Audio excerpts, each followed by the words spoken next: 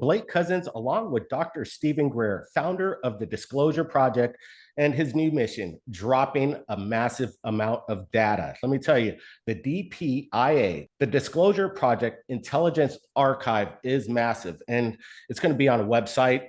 33 years of work, and you're about to see it. The world's going to see it, and they're going to be rocked. Dr. Greer, thanks for joining us.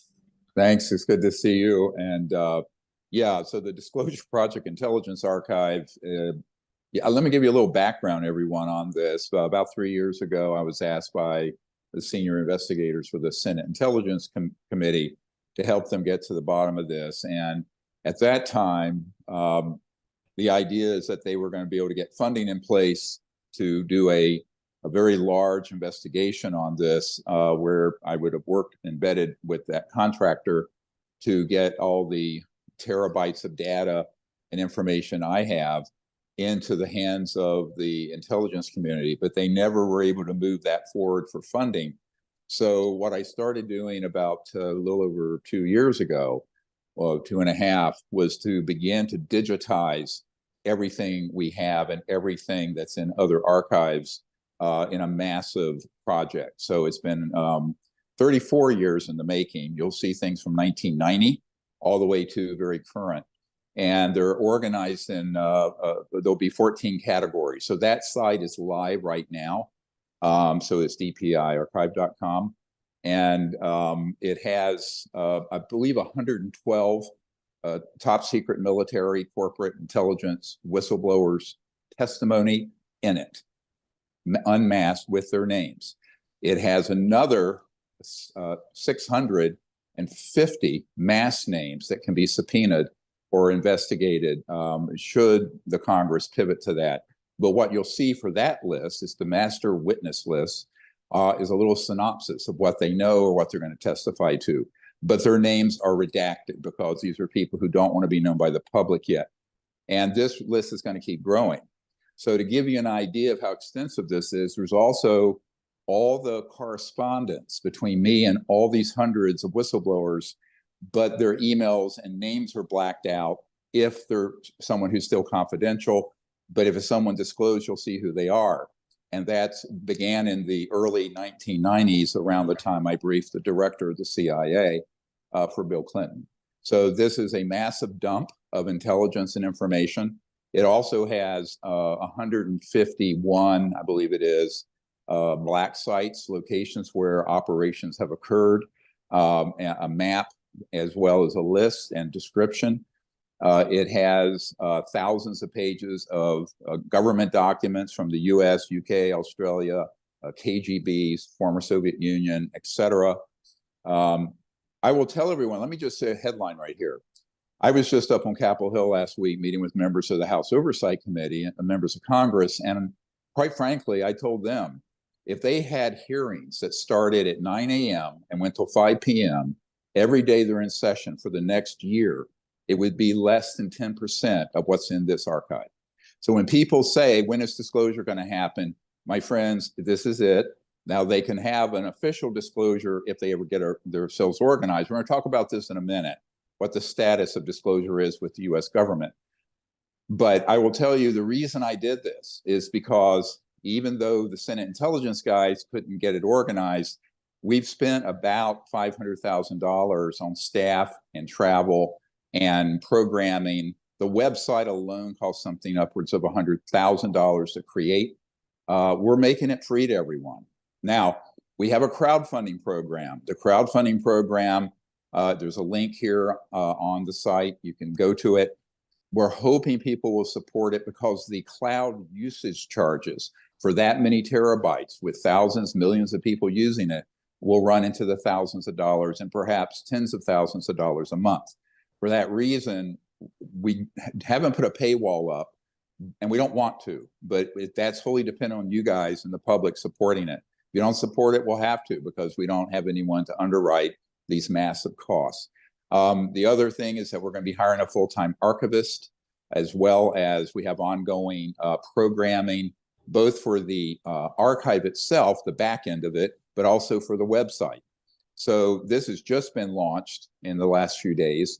and it's being beta tested, but it's available to everyone right now, immediately. And the reason we did that, even though it's still under construction, is that the information is so critical and it's so timely. And also we have learned some things that are happening outside the Congress that are moving faster than the US Congress is able to move. And so we wanted to get out ahead of that curve by providing all of this to the public. But it's also a research tool that we're giving and sending to the members of the Senate and the House and the National Security Council people, the White House military office folks I've been working with, so that they can do a deep dive on their own. It's a searchable website. There may be a glitch here and there, but we've been working on it now for a very long time. And I think you'll be quite amazed, but it's a lot of material to go through. What we have done is put it into all these categories and subcategories. So like if you want to look into the crash retrievals, we have 122 documented crash retrievals, many of them illustrated. People working with Michael Schratt did, but other cases we have. And then we have those organized by priority. And the ones that are most important are the ones that have named sources as opposed to anonymous sources. So you will see that that's a huge section of the website as well. So there's a whole category on technologies, anti-gravity propulsion, the history of it, electromagnetic warfare systems. So pretty much everything that anyone would ever want to know or need to know, whether you're the president or the man on the street, is in this archive. It's not an overstatement. And so they've been sitting in our basement and in boxes and file cabinets for 30 years, but now it's out. It's a lot of work, and we're going to be adding to it. The other thing I want to let everyone know, if you've got something legitimate and important that the whole world should see, or for that matter, members of the Congress and the White House should see, please send them to us. There's a way to contact us on the website for the archive, and if we will review it, I'm not going to guarantee we'll put it in if we don't feel it's credible, but if it's credible, then we will put it in. The other thing is crowdsourcing the site itself, not only bringing in material, but if you find that something is miscategorized or not labeled properly, let us know, because I mean, we've been doing this with a couple of staff people and mostly volunteers, and the Senate intelligence folks anticipated there would be 30 full-time people working on this archive. When they dropped the ball, we picked it up. You know, that's how I am. And I just say, okay, you know, you're dealing with government people, and, you know, you're lucky if they can get themselves organized out of a paper bag. But frankly, but that's why it's incumbent on we the people to do it. So that's what we've done. Yeah, it's basically like what you're putting together is the Bible of disclosure. And, you know, 33 years of the data, the videos, it's pretty immense. And obviously it's a work in progress, but, you know, I can't wait till the world gets to wrap their minds around all of this. Like you said, take Congress basically a whole year to go over this if they were doing 12-hour shifts over there. You know, well, you would actually, even the public would take probably 1 to 2 years to go through the 11,500 discrete files. And some of the files have hundreds of pages or hundreds of documents in them.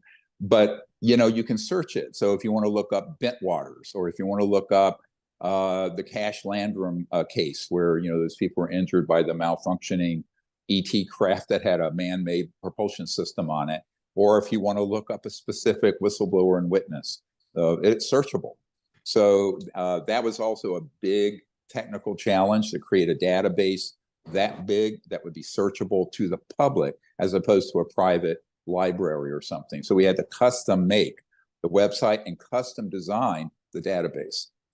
Wow, that's quite incredible to make it user friendly. So if you're interested in a certain subject matter, because this field is so broad, the stories are so plentiful that you want to narrow it down to a specific situation, you could easily do that at the site. I think that's important. You talk about these top secret files. That, to me, that is interesting, because aren't you afraid of any kind of blowback releasing top secret files? I know you talk about, well, these are illegally, these programs are illegal, therefore it doesn't come under the Constitution of being top secret. You still ready? Hey, I've been doing that for a long time. I mean, if you own the case behind me, I'm in Washington right now at our place up the street from the White House, and I have two black books there that are prior presidential briefing documents that have classified documents, top secret, that have never been declassified, that I have put out, and they're in this archive. And how can we do that? Is because the projects that underlie them are illegal and unconstitutional.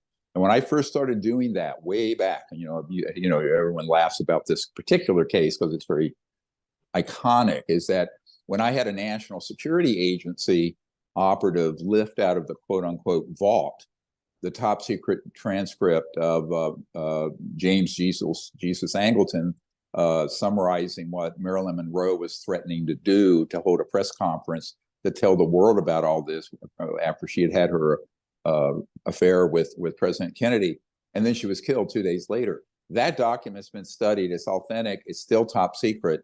And there are others like that in there now. So anyone who wants to look at it can see it. It's in a PDF. You can read it. It's free and open to the public. This is an extraordinary, I will be very blunt. If you take the time and the money, the travel, everything that's gone into making this archive, the millions of miles flying and interviewing people, acquiring all this material, it's at least $20 million in content we're giving for free.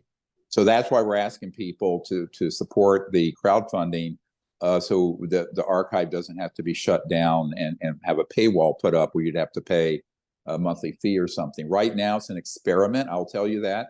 No one's ever released something this big and without a big foundation underwriting the costs. The costs are 6-digit easily. So we have a $1 million goal. And so we hope some high net worth people, as well as the average user, will make a contribution. Putting it out for free, and this is how people around the world get to absorb it as fast as possible. And again, 33 years, like you say, it basically costs about $20 million to put all this together. So right. It's the biggest project. I'm being very, very conservative on that. I mean, it's really more than that. But that's why. The other thing, remember, you can go in there. You do have to register and provide an email. I don't care what you provide. The reason we're doing that, I had one person say, well, then people have to register. I say, yeah, you do. Because otherwise, the covert groups that want to bankrupt us could create 1 million bots out of bot server farms from North Korea and elsewhere and flood the site and run up the usage charges from the cloud so that, it would reach hundreds of thousands of dollars a month, and we'd have to shut it down. So the reason we have that registration system isn't anything spooky, is to keep it from being invaded by bots, and then absolutely running up the cost to the point that we have to shut it down to the public altogether. So some people have complained about that. My reply is, if you're too lazy and frankly selfish to put a registration in like you would do for any airline frequent flyer miles program or anything else, or Amazon or anything else, then you don't need to get in there. Because we have to protect the archive.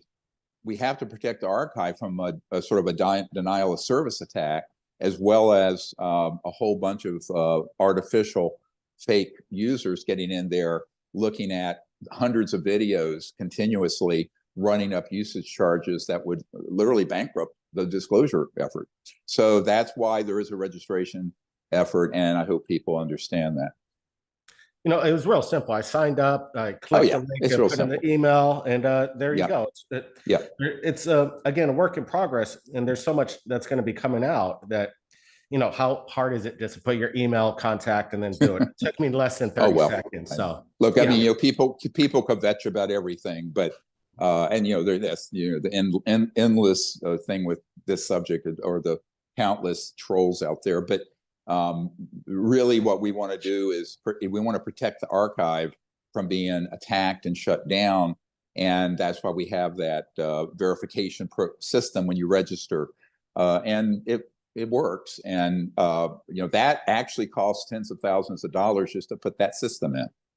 So, we had to. I mean, we were advised if we didn't, the site would be absolutely overwhelmed with fake users. And when we're paying the bill to the Amazon cloud to host this thing, right? And so when you're talking about terabytes of data and all those videos and other material and photos being used by millions of people, You know, if you had just one bot server farm creating artificial accounts and jumping in there, you know, it could absolutely cause us to have to shut the whole project down. So that's why we're trying to protect it.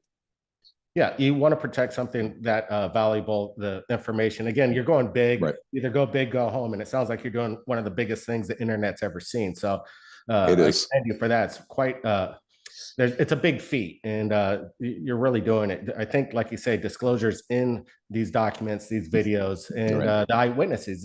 These are firsthand eyewitnesses. Can you tell me, Yep. like, obviously people are looking for shock value or to be mind blown. What blows your mind where you think people might take away one of some of the most sensitive information that the world hasn't seen yet? But I think some of the most important information is in the section that's redacted, but we still have the accounts. And it also, many of them are illustrated by artists that we've engaged to create an illustration, such as very recent retrievals, places that we've been able to document that are underground bases. I mean, when you go through that and then you see the supporting documents in that section, it's astonishing. And I will tell you, when I meet with members of Congress, none of them know those assets are there, or those facilities are there, or that, you know, where are we building and testing, for example, the man-made UAPs or UFOs. Well, all of that's in there, up to and including photographs and details of where they come out from underground and how they're tested. So this is a massive amount of information. Now, a lot of people say, well, it's kind of a needle in the haystack until you prioritize them. And that's true. So what we've started to do is to go through and put the top priority ones in each category and subcategory. But that's going to be another year to refine that at least. And what we're also going to do in March, we did a whole week, and many of you may have been part of it, because we webinared it, where I did section by section, a description and an overview that connected all the dots. And that is still being written, and those are not in there yet. That'll be the first category that's not now showing. And those are the intelligence assessments for each category in the archive. It's been done in terms of me presenting the information, but it was a oral presentation that's being rewritten to be read instead of listened to, because it can be read much more quickly, as you know, than watching a video. But that is going to be in there, we hope, in the next couple of months. And the reason that's important is that you may have all this data and all these cases, but how do you make any sense of it? Like, for example, how has the black budget funding been created? Where does it go? What organizations, departments of the government, corporations are part of that? A lot of this, where there may be huge amounts that we have in the black budget section of the website, but connecting all those dots. And basically, that's what I do when I do a briefing for people on Capitol Hill or in Washington, is that's what I do. But see, that's never been put down. I've done it in meetings, but we did a whole week at our retreat center in Hot Springs, Virginia, about a month ago. And we went through for, it's like 35 hours where I presented all these assessments and overviews. And so that's going to be added in the coming months as well. Well, it's just the content will expound throughout the years, and it's just not a one-time drop. You're going to keep it updated with the new information, even coming in from the public. This video alone will probably get people coming forward, being inspired that there is finally a place that we could share the information, share it with the world at the same time, like that. Well, yeah, we did. And that, there are some other organizations that have some of their archive, but it's behind a multi-$100 per year paywall or something. And it just limits access to the public. Something like this is like Wikipedia, where you can get in and look for anything, except you have to register. But it's also has to be supported through donations. Otherwise, it's not going to work. Yeah, and we're going to be supplying the original link where you guys could go and Mhm. take a look at the site, donate, Yep. all the any amount will help. It's a massive project. Again, millions and millions of dollars have been put into Mhm. this, and it's going to Right. be given out for free, and it's all based on some donations. And again, the link is below. Make sure you take a look at that. And I know you're going to be sharing some of this stuff, and I know Congress Yeah. is going to be watching it. The black budget programs are going to be looking at this very closely. I'm sure Oh they're yeah. going to be Oh yeah. referenced as well. Oh, What they're about this? already in there. Where they're Yeah, already in there looking. you're calling out the Well, names. You're here's dropping it. something everyone can do. Everyone's, I mean, we talk lip service about democracy, right? But everyone listening, if you're in the United States or in some other country with your parliament, send your member of Congress and your senators and the president a link to this archive and say, you're asking for this information. There's open investigations and ongoing inquiries by the Senate Armed Services, Senate Intelligence, and House Oversight Committee, for starters. And everything they're asking for is in there.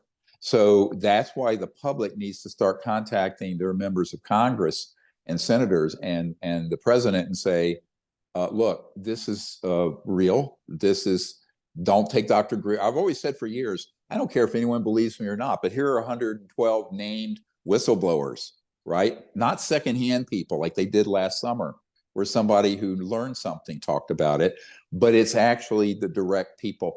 So I think this is what we need to ask our representatives to take this seriously and assign a staffer to go through this and pull the stuff that the senator or the member of Congress really needs to see, right? Because no member of Congress has enough time to sift through all this, but they should have a staffer assigned to go through and pull out the things that they're asking for. And that's triaging. I'm an emergency doctor, so I use this term triage. Ordering all the content. We've started at that, but there's a lot still to be done. But in the meanwhile, every time I meet with a member of Congress or a senator, they'll say, well, I want to see X.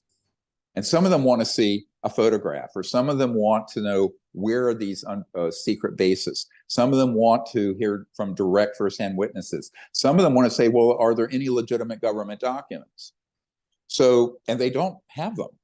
Now there's a one-stop shopping here on this archive, the Disclosure Project Intelligence Archive, where they can have that. And I think that tool is a tool that will, I hope, further propel disclosure forward. But we need to put it in front of our representatives by writing to them and sending them the link. Absolutely. We've been talking to Congressman Tim Burchett. You've been talking with them. Mhm. Again, why the foot dragging in DC? Why are they not speaking with these firsthand whistleblowers? It just doesn't make sense. They'll bring in people that have Okay. Well, second let stories. me give everyone breaking. This is breaking news because this happened a week ago. Last week, I was up on Capitol Hill meeting with some members of Congress and staffers. And here's what happened. Last year, as you know, the week that we did the Disclosure Project press conference, you were there in Washington, the Senate Intelligence Committee passed unanimously the amnesty or safe harbor provision so that high value whistleblowers could come forward and not be prosecuted for a 6-month period. They also had other provisions in there. Those were all taken out by the House when it went to reconciliation. So to pass a bill, here's your civics lesson. To get a bill out of Congress, it has to be the Senate and the House agree. And to get the Defense Authorization Act through in December, they actually took out the teeth of that bill, right? Now, when that happened, I have some very highly placed people in these covert programs who were furious, and they started talking about the corruption and incompetence of Congress. And I said, look, it's a process. We're going to make another run at that. But in the meanwhile, there's some more bad news. And I'll give you all the bad news first. The other bad news is that even after that happened, people on the House Oversight Committee, multiple, not just Burchett, but other people I'm working with, felt they were going to get subpoena power and a select committee that would be funded with staff to really get to the bottom of this. As of last week, that looks like that's not going to happen. And I'm going to disclose something that's going to be a bit controversial, but I'm going to put it out there because the people have a right to know. There are two members of Congress who are powerful chairs of two committees in the House of Representatives that have killed and have been sort of pushing aside this momentum. One of them is Mike Turner of the House, chairman of the House Intelligence Committee. The other is Mike Rogers of the House Armed Services Committee. I will point out that Mr. Turner's district has Wright-Patterson Air Force Base in it, and they also receive huge contributions from Lockheed Martin and other aerospace companies. Now, I did speak with the members of the House about this, and they're very disappointed because it looks like the momentum that was going forward to get subpoena power and a select committee that's funded has been turned aside. And when I think this is something that needs to be investigated, to what extent there may be members of Congress who are in collusion with an illegal and unsanctioned program and cover up. And if that's the case, and I suspect it is, if the Department of Justice or FBI were to drill down on it, I think they would find that to be true. Now, 3 years ago, when we first started on this process at the Senate level with intelligence and armed services in the Senate, they asked me about this. I said, yes, there are always people embedded in the system that stop forward momentum on disclosure. And we're going to know who they are by what they do. So between December and now, which has only been 4 or 5 months, now we know at least these two folks who have been not supporting it and taking active actions to stop it, the forward momentum. So I think the public needs to know that if you are in these gentlemen's home district, you need to express your displeasure. And I'm calling this out. It's unusual for me to do this, but it's, I can tell you that the people I'm working with who are inside those very covert programs who want to come forward, I mean, they're actively in there. I mean, very high up. They're very upset about this. So it's time for the stuff we do is serious as a heart attack. And, it's time for this chicanery to come to a stop. And the people who are in collusion with the cover up need to be called out. And so that is something I'm sharing here for the first time. Well, I'm sure Mike Turner and Mike Rogers, after we put this out, they're going to be having some emails and phones ringing. Yeah, well, they should. They're trying to suppress, that's where Wright-Patterson is the holy grail of some of this stuff. And if they're and a lot of people think that was just an old place from the 40s and 50s. It's still a very active site. I have people who are there and have been there recently. Interestingly, there's a medical doctor on my team who knows Mr. Turner, and he lives there in Dayton, Ohio. And I have some deep intel on all that I'm not going to talk about right now. But now the good news. Everybody want to hear some good news? There's some good news. So yesterday, I was talking to a very senior official in the government who I've been working with for a little over a year now and putting together a law enforcement effort. And you've heard me speak about this.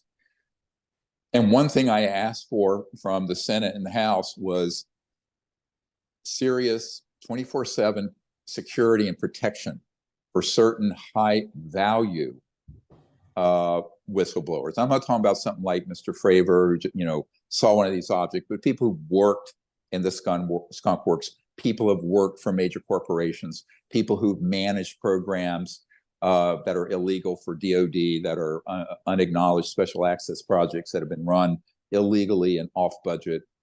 Those people really are scared for their lives and their families' lives. Now, Congress, even the bill that came out of the Senate, did not have those provisions. Here's some good news. I can't say what agencies are involved, but that protection is now in place and effective after June 20th. So that's what it really takes, is protecting these individuals that are so deep in these black budget programs that they can't just come out and whistleblow without any kind of protection. It's like a criminal, somebody testifying against a criminal, somebody that's very, very dangerous. They put these people exactly. Yeah. Imagine program. if you were trying to get the cooperation of a whistleblower or informant on the mafia. And that mafia don and the organization would kill you and your whole family, right? That's what we're dealing with. It's not a conspiracy theory. So let me just to make this real for people, because everything gets too abstract. I'm actively, for the past year and as of last week, been going back and forth with a man who used to be the chairman of a Fortune 50 company that dealt with this issue. Big corporation. Chairman, not a worker bee. He has documents. He has propulsion system drawings. He has energy system drawings. Now, he's up there in years, pushing 80, and he wants to come forward.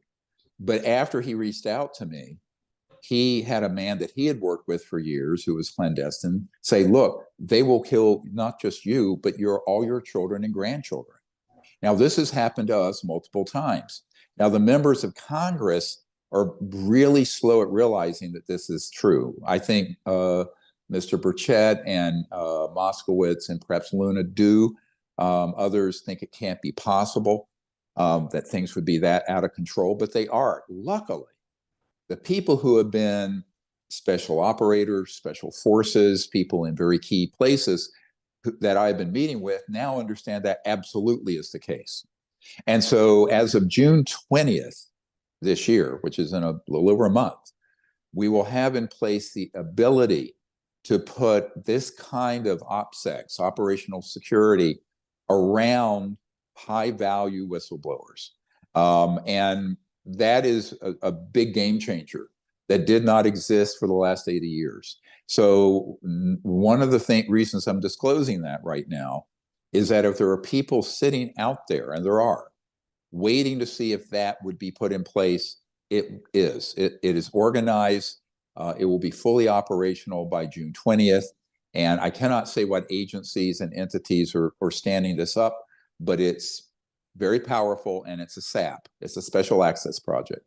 So now I know all those involved with it can vouch for their integrity and their sincerity. So if you are a whistleblower who has information, documents, worked in a situation over some period of time where you feel that you need that kind of security, please contact me, and we will make that happen for you. But it won't be until after June 20th.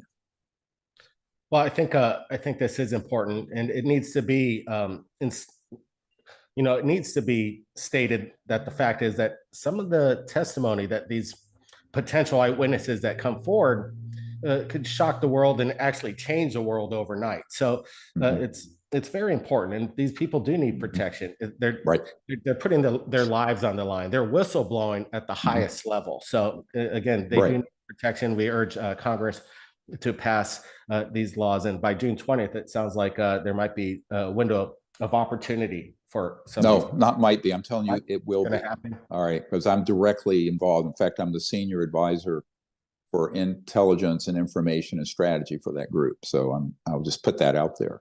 So that's how this works. So now remember, a lot of people who come forward with the Disclosure Project, they came across something incidentally, right? Like the pilot, Mr. Fravor, who is a Hornet pilot with that event off the coast of San Diego. He wasn't read into operations at a black site dealing with UAPs. He wasn't in an underground base with the retrieved ET materiel. He wasn't with a corporation building the energy and propulsion systems. So he doesn't have that kind of risk, frankly. But someone who has been in those positions, and we have those people, they absolutely need it. And also they need to have electronic surveillance to protect them. Let me give you a good example. We were going to have a man who had been at the Northern Nevada test range back maybe a decade or 15 years ago on a retrieval operation. That was his assignment at a site, and we know where it is, and it's on our map. If you go into the archive, you'll see where this site is. And when he began to move forward to come here to Washington, because I was going to bring him to the Senate Intelligence Committee folks and then over to Aero, he had a black SUV pull up at his house up in the upper Midwest, and some goons came out And they said, look at your cell phone and your computers. And they had put child pornography all over them and said, if you take one more step towards disclosing what you worked on and where it was, you will be in prison for the rest of your natural life and you will never see your two young children again. That actually happens to my people. So this is not a conspiracy theory for all the jackasses who think that this group is a bunch of, blowhards. This is the dirty tricks they do. Now, let's say that same thing were to happen after June 20th, and I hand off this high value source. Anyone who would show up and do something like that, they're going to see who they are, and they're going to go grab them up, and they will open a criminal file. Listen to me, folks. This is serious. They will open a criminal file on anyone who pulls a dirty stunt like that. See, this hasn't been in existence in the 80 years of this cover-up, and now it is, starting June 20th. So now, if you were ever on the fence about what you should do, speak the truth and be on the right side of history, it's time to reach out to us now and do it. It's time to step up, guys. If you're it is time to step up. Yeah. Even if you work for these black budget programs, you made a living, you raised your family, but you realize that this is something that the world needs to see, and this is an illegal program you're working for. You got to. Well, and by the way, let me point out that this applies to people currently in those projects, because this will be full spectrum penetration of these assets, and anyone who would, in person or electronically, try to threaten them or induce them or what have you. And I think that this is something that, obviously, I've been asking for this since I first dealt with the CIA director and the officials in the Clinton administration. If you go into the archive, you're going to see a whole list of things from 1993, 4, and 5 that are exactly these same requests. So for 30 years, we've been making these same requests.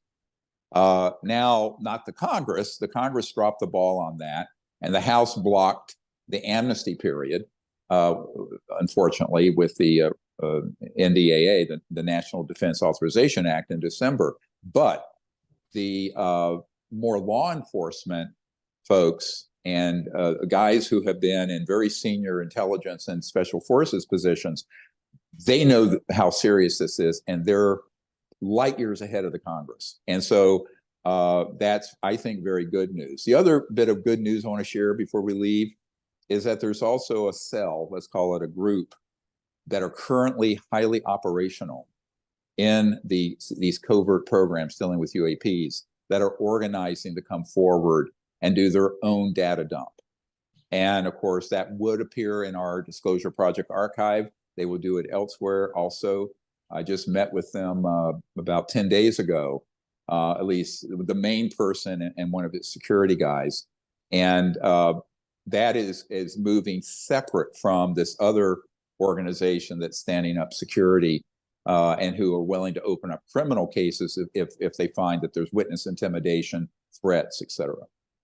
Yeah, we don't need any intimidation, but if there is, sounds like you got the backup. These people will be criminally prosecuted for intimidating witnesses, just like they would under some kind of whistleblower born to a mafia boss or something like this. So this is definitely a necessity for whistleblowers. They need to be protected and people prosecuted if they intimidate witnesses. This is remember last summer, even under oath, Grush admitted, although he didn't want to elaborate on it, that he knew that there had been people who had been killed for trying to come forward. Remember that? And then he said, but I should talk about that in a SCIF, a secure compartment and information facility, which, by the way, is totally false. You don't need a SCIF to expose someone doing criminal activities. But again, he was new to this and young.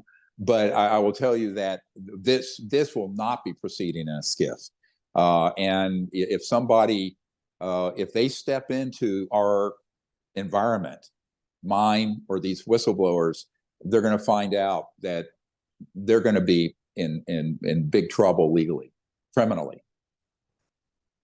No, this is it sounds like the battle for disclosure continues. That's absolutely that's right. Battle. It is. We're in the battle. It is. The battle for disclosure documentary is about to drop here very soon as well. We're looking forward to that. But let's get into you got something important coming up in California, Temecula, right?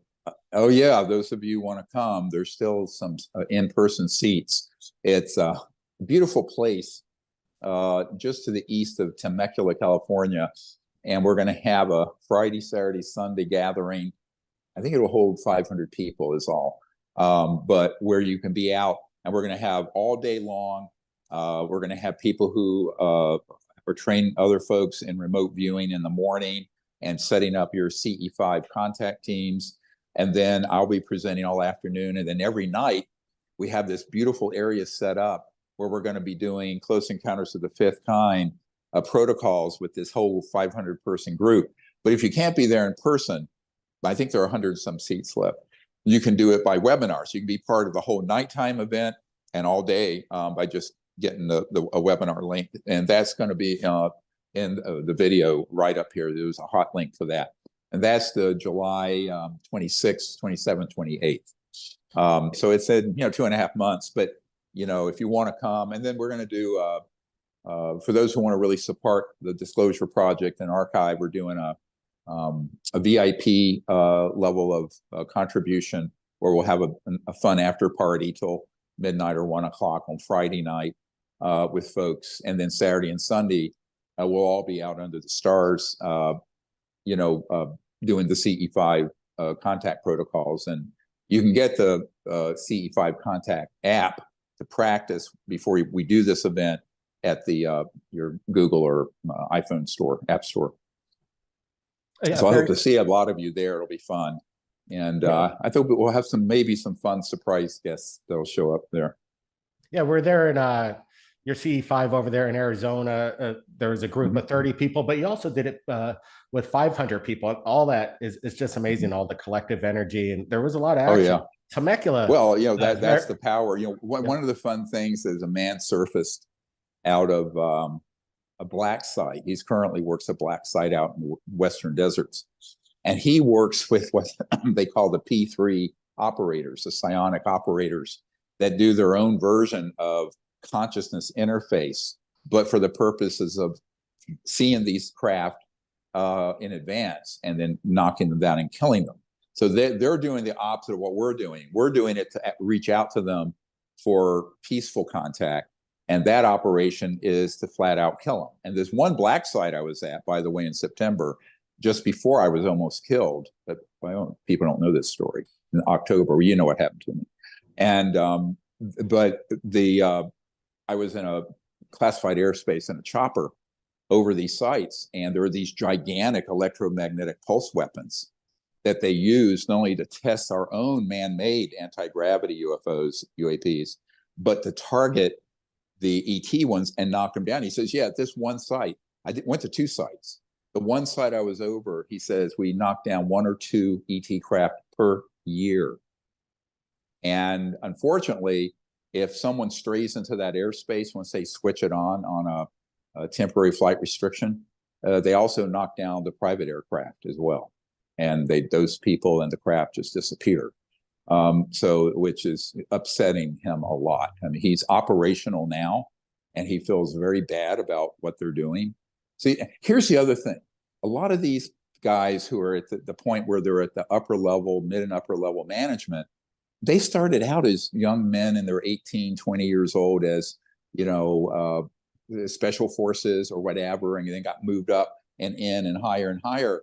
But a lot of them are very, very good people who want to get out of that.